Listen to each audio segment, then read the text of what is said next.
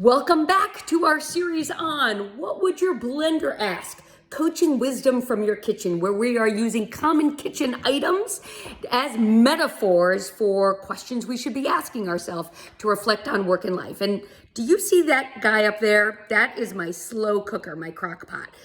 Above that is a bread cookbook from my husband. Maybe we'll get to that, who knows.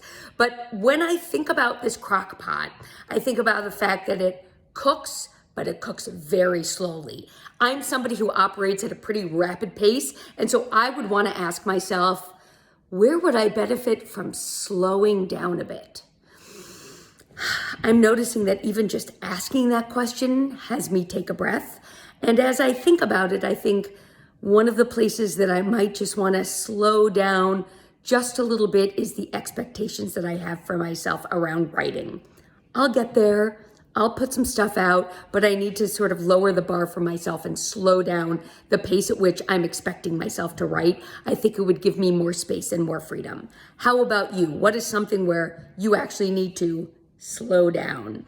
If you haven't already subscribed to our series, please do so. More kitchen items for work and life to come.